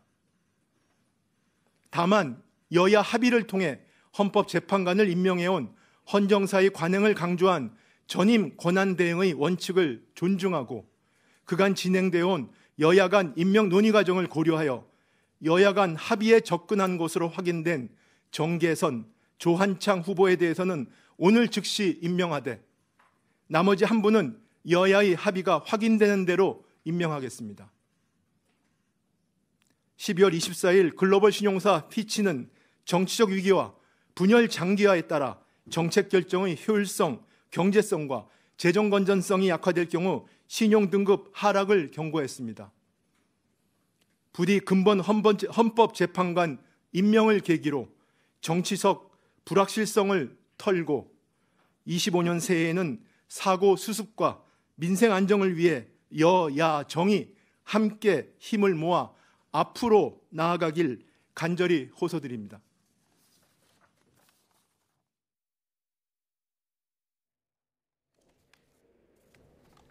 예, 최상목 대통령 권한대행 조금 전 주재한 첫 국무회의에서 국회에서 추천한 헌법재판관 3명 가운데 2명을 임명하기로 했다는 속보를 전해드리고 있습니다. 네, 그리고 김건희 여사 특검법, 또 내란 일반 특검법, 이른바 이 쌍특검법에 대해서는 제2요구권, 즉 거부권을 행사했습니다. 예, 내용을 좀 더 자세히 짚어보겠습니다. 가장 관심이었던 공석인 헌법재판관 임명에 대해서는 하루라도 빨리 정치적 불확실성과 사회 갈등을 종식시켜서 경제와 민생의 가능성 차단이 필요하다는 것으로 헌법재판관 임명을 결정했다고 설명을 했습니다. 그래서 여야 합의를 통해 헌법재판관의 관행을 강조한 것을 참고했다고 밝혔고요. 그래서 국회에서 추천한 3명 가운데 2명을 임명하겠다고 밝혔습니다. 그간 여야 간 합의한 정계선, 조한창 후보자는 즉시 임명하고 나머지 1명, 마은형 후보자에 대해서는 여야 합의가 확인되는 대로 임명하겠다는 내용 전해드렸습니다. 예, 자 지금부터는 쌍특검법에 대해서 정리를 한번 드리겠습니다. 자 오늘 최상목 대통령 권한대행 부총리 겸 기획재정부 장관이 주재하는 이 첫 정례 국무회의가 있었는데 이곳에서 이 쌍특검법에 거부권을 행사하지 않겠느냐 이런 관측이 있었습니다. 근데 결과론적으로는 이 쌍특검법에 대해서는 제2요구권을 행사했습니다. 자 최상목 권한대행이 방금 이제 발언에서 자, 이 관련한 법안은 21대 22대 국회에서 정부가 세 차례나 헌법상 권리분치 위반, 그리고 특별검사 보충성 등의 이유로 제의 요구를 했고 국회 재의결을 거쳐서 모두 폐기가 됐었는데 그럼에도 불구하고 위헌성이 해소되지 않은 특검법이 또다시 정부로 이송된 것이다. 그리고 전례에 비해서 수사 규모와 수사 대상 이전 특검법보다 오히려 대폭 늘어난 것이다. 그래서 헌법 수호할 책무 있는 국무위원으로서 국익을 침해하는 특검법안을 그대로 통과시키는 게 적절한지 수없이 고민을 했다. 이런 발언도 했는데요. 자, 그래서 국민들이 특검 결과를 수용하고 의혹을 말끔히 해소할 수 있어서 여야가 머리를 맞대고 다시 한번 논의를 해달라고 간곡히 호소하는 발언까지 포함이 됐습니다. 예, 다시 한번 전해드리겠습니다. 최상목 대통령 권한대행 조금 전 주재한 첫 국무회의에서 국회에서 추천한 헌법재판관 3명 가운데 2명을 임명하기로 했다는 속보를 전해드립니다. 야당에서 추천한 정계선 후보자, 여당에서 추천한 조한창 후보자를 즉시 임명하고 나머지 야당에서 추천한 마은혁 후보자에 대해서는 여야 합의가 확인되는 대로 임명하겠다는 입장을 밝혔습니다. 이에 대한 추가 내용은 들어오는 대로 전해드리도록 하겠습니다. 예, 저희가 국무회의 소식 이전에 제주항공 참사 관련해서 백종규 사회부 기자 그리고 안영태 극동대 항공운항학과 교수와 함께 짚어봤습니다. 두 분 말씀은 여기까지 줄이겠습니다. 감사합니다. 고맙습니다.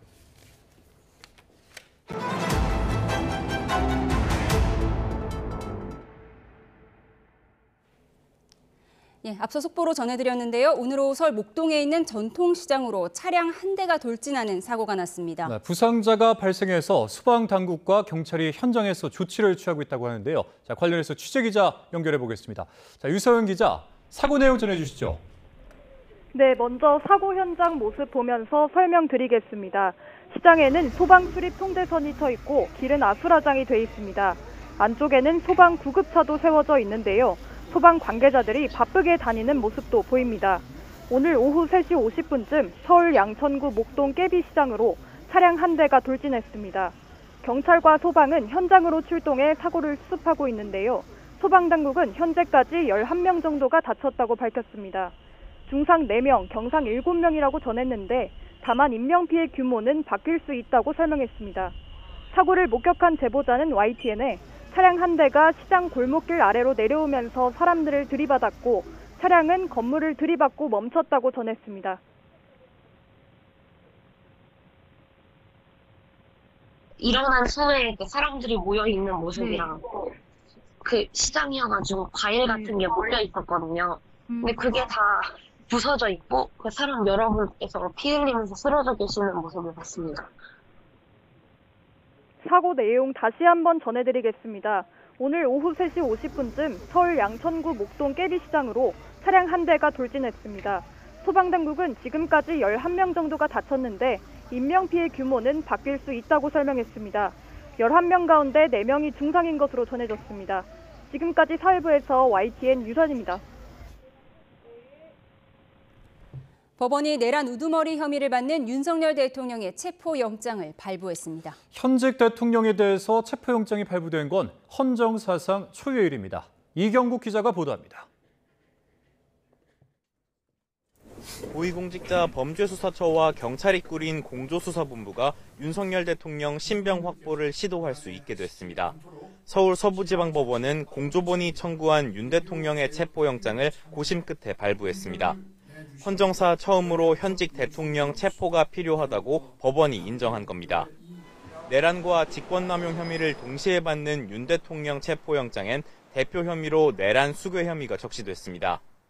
법원은 윤 대통령이 정당한 이유 없이 수사기관 출석 요구에 불응하고 앞으로도 그럴 가능성이 있다고 판단한 것으로 전해졌습니다. 공수처의 3차례 소환 통보에도 출석 요구서 수령조차 거부하며 무대응으로 일관한 게 영향을 미친 것으로 보입니다. 공수처는 또 내란 수괴 혐의에 대해 범죄를 의심할 만한 상당한 이유가 있다고 법원이 인정해 영장이 발부된 거라고 설명했습니다. 법원은 윤 대통령 체포영장과 함께 공조본이 청구한 수색영장도 일괄 발부했습니다. 윤 대통령이 머물고 있다는 서울 한남동 관저를 포함해 복수의 장소가 수색 대상으로 포함됐는데 관저 등을 뒤져 윤 대통령을 찾아낸 뒤 체포하겠다는 취지입니다. 윤석열 대통령에 대한 체포영장이 발부되면서 비상계엄 사태를 둘러싼 공조수사본부의 수사가 정점으로 향하고 있습니다. YTN 이경국입니다. 내란 수괴 혐의로 체포영장이 발부된 윤석열 대통령에 대해 고위공직자범죄수사처가 내년 1월 6일까지 집행 여부를 검토할 방침입니다. 공수처는 오늘 윤 대통령에 대해 내란 수괴 혐의로 발부된 체포영장의 유효기간이 오는 1월 6일까지라고 밝혔습니다. 더 법원이 체포영장 발부 사유로 정당한 사유 없이 출석 요구에 불응하거나 불응할 우려가 있고 죄를 저질렀다고 의심할 만한 상당한 사유를 인정했다고 설명했습니다. 공수처는 체포영장이 발부된 이상 집행하는 것이 원칙이라면서 정확한 집행 시점이나 방식은 고려하겠다고 밝혔습니다. 네, 조금 전 속보로 전해드렸는데요. 최상목 대통령 권한대행이 헌법재판관 2인에 대해서만 우선 임명하겠다는 입장을 밝혔습니다. 나머지 한 명은 여야 합의가 확인되는 대로 임명할 것이라고 밝혔는데요. 야당 주도로 국회를 통과한 김건희 여사 내란 일반특검법에 대해서도 제2요구권, 즉 거부권을 행사하기로 결정했습니다. 자세한 내용 정부 서울청사 나가 있는 취재기자 연결해서 들어보겠습니다. 자, 박 기자, 결국 최상목 권한대행이 헌법재판관을 임명하기로 했다고요? 네, 그렇습니다. 조금 전 최상목 대통령 권한대행 주재로 열린 국무회의에서 헌법재판관 3인 가운데 2명만 우선 임명하겠다는 입장을 밝혔습니다. 이번에 임명된 재판관은 각각 조한창 재판관 그리고 정계선 재판관입니다. 조한창 재판관은 여당인 국민의힘이, 정계선 재판관은 더불어민주당이 각각 추천한 인물입니다. 지난 26일 국회 본회의에서 야당 주도로 헌법재판소 재판관 3인 선출안이 통과된 이후 닷새 만인데요. 최상목 대행은 계엄 이후 전국이 불안해지면서 환율이 급격히 상승하고 대규모 또 신용 하락이 염려되는 만큼 정치적 불확실성과 사회 갈등을 빠르게 종식시켜 경제와 민생 위험 가능성을 차단하는 게 필요하다며 이번 헌법재판관 임명 이유를 밝혔습니다. 특히 3인 가운데 여야가 합의한 2명에 대해서 우선 임명 절차를 마치고 나머지 1명인 마은혁 후보자에 대해선 여야가 합의되는 대로 임명 절차를 마무리하겠다고 설명했습니다. 네, 쌍특검법안에 대해서는 거부권을 행사하기로 했죠. 네, 그렇습니다. 최상목 권한대행은 김건희 여사 특검법안과 또 내란 일반 특검법안에 대해서는 제2요구권, 즉 거부권을 행사하기로 결정했습니다. 야당 주도로 지난 12일에 국회를 통과한 김건희 여사 주가 조작과 관련한 특검법 그리고 내란 일반 특검법입니다. 최상목 대통령 권한대행은 두 특검법이 위헌성이 해소되지 않은 채로 다시 정부로 이송됐고 이전보다 수사 규모와 또 수사 대상이 대폭 늘어났다고 지적했습니다. 또 특검 후보 추천권을 야당에만 부여해 헌법상 권력 분리 원칙에 위반되고 압수수색에도 제한이 없어 이 국방과 외교에까지 위험을 초래한다며 제2요구권, 즉 거부권 행사 취지를 밝혔습니다. 그러면서도 특검법 취지를 충분히 이해하지만 헌법을 수호할 책무가 있는 국무위원으로서 국익을 침해하는 특검법안을 그대로 통과시켜야 하는지를 고민했다고 덧붙였습니다. 이렇게 국무회의에서 의결된 두 특검법안 제2요구안은 20일 만에 통과됐습니다. 지금까지 정부 서울청사에서 YTN 박희재입니다. 네, 앞서 전해드린 대로 윤 대통령의 체포영장이 발부되면서 이제 시선은 대통령 경호처로 쏠리고 있습니다. 네, 경호처는 적법한 절차에 따라서 경호 조치가 이뤄질 것이라고 예고하면서 집행 과정의 충돌 가능성도 제기되고 있습니다. 조용성 기자가 보도합니다. 윤석열 대통령에 대한 소환 요구에 이어 체포영장까지 청구되자 대응 방안을 논의해온 대통령 경호처. 영장이 발부되자 곧바로 입장문을 냈습니다. 경호처는 영장 집행과 관련해 적법한 절차에 따라 경호 조치가 이뤄질 것으로 알고 있다고 밝혔습니다. 대통령에 대한 수사기관의 체포 시도는 전례가 없어 내부적으로 고심 끝에 낸 결론인데 경찰의 영장 집행을 물리적으로 막아서겠다는 뜻으로 해석될 여지가 있습니다. 대통령 경호법은 경호처가 직무 수행에 필요하다고 인정할 수 있고 부득이하다고 판단되는 경우 무기 사용이 가능하다고 규정하고 있습니다. 경호처는 그동안 압수수색과 관련해서는 군사상 비밀을 유하는 장소는 책임자 승낙 없이 압수 또는 수색할 수 없다는 형사소송법을 근거로 대통령실 등에 대한 압수수색을 막아왔습니다. 하지만 이번에 법원이 현직 대통령에 대해 내란 수괴 혐의로 체포영장을 발부했다는 점은 경호처로서 부담이 아닐 수 없습니다. 경호처는 경찰의 영장 집행을 막을 것인지에 대해서는 명확한 설명을 내놓지 않아 실제 집행 과정은 지켜봐야 할 것으로 보입니다. 수사에 당당히 맞서겠다면서도 소환 조사를 피해온 윤 대통령이 자발적으로 관저에서 나오지 않으면 영장 집행이 차질을 빚을 수도 있는 겁니다. 저를 탄핵하든 수사하든 저는 이에 당당히 맞설 것입니다. 법적, 정치적 책임 문제를 회피하지 않겠다고 이미 말씀드린 바 있습니다. 대통령 경호처와 달리 대통령실은 체포영장 발부에 별다른 입장을 내지 않았습니다.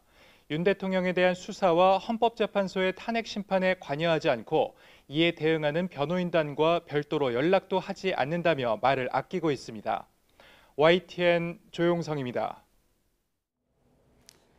네, 연말에 계엄과 탄핵 정국의 여객기 참사까지 참으로 다사다난했던 2024년이 저물고 있습니다. 네, 하늘이 흐리지 않은 덕분에 전국 곳곳에서는 올해 마지막 해넘이를 볼 수 있는데요. 자, 이 시각 서울 하늘공원으로 직접 가보겠습니다. 네, 이 시각 서울 하늘공원의 모습 보고 계십니다. 2024년 마지막 날입니다. 마지막 해넘이의 모습을 보고 계십니다. 네, 2024년 1월 1일 희망과 기대에 부푼 갑진년 청룡의 해의 첫 해돋이가 있었고 그리고 오늘 2024년 12월 31일 갑진년의 마지막 해가 이렇게 서서히 넘어가고 있습니다. 해넘이의 모습 잠시 감상해 보시죠. 지금 5시 21분인데요. 서울은 해넘이 시각이 5시 24분으로 예고돼 있습니다. 이렇게 건물 뒤로 해가 넘어가고 있는 모습 보고 계신데요. 잠시 후면 해가 완전히 내려가서 모습을 감출 것으로 보입니다. 네, 이제 2024년 갑진년, 이 푸른색의 용, 마지막 해넘이 이 모습을 여러분들 함께 보고 계십니다. 이곳은 억새 축제로 수많은 관광객들이 몰리는 이 하늘공원에서 바라보는 모습입니다. 절반 정도가 넘어간 상황이고요. 오늘 저녁까지는 쾌청한 하늘이 이어지면서 오늘 해넘이 대부분 지역에서 선명하게 볼 수 있을 것 같은데요. 올해 마지막 해는 5시 5분에 독도에서 가장 먼저 저물었고요. 서울의 일몰 시간은 5시 24분, 그러니까 2분 후면 모두 저물 것으로 보입니다. 지금 거의 모습을 감추고 있습니다. 네. 자, 2024년 누구에게든 큰 일과 작은 일, 그리고 또 좋은 일과 그렇지 못한 일이 있으셨을 겁니다. 아쉬움을 뒤로하고 2024년의 마지막 해가 넘어가고 있습니다. 내일 떠오를 2025년 을사년에는 올해보다는 더 잘 될 겁니다. 그리고 더 좋은 일들만 있을 건데 이렇게 믿으면서 2024년 하루도 빠짐없이 떠올랐던 해를 보내주고 있습니다. 지금 5시 23분이 돼가고 있고요. 1분 뒤에는 서울의 일몰 시간이 다가오고 있습니다. 서울의 마지막 해는 오후 5시 5분 독도에서 가장 먼저 저물었고요. 서울의 일몰 시간 5시 24분이 다가오고 있습니다. 지금 태양이 서서히 내려가는 모습을 보고 계십니다. 예.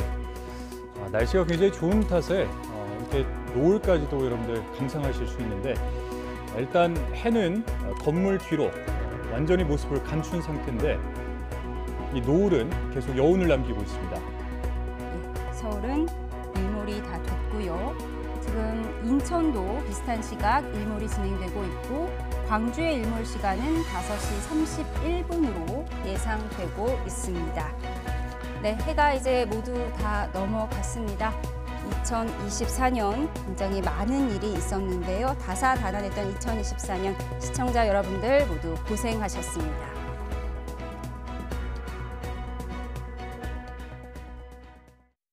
네, 2024년 마지막 날 뉴스온 마치겠습니다. 함께해 주신 여러분 고맙습니다.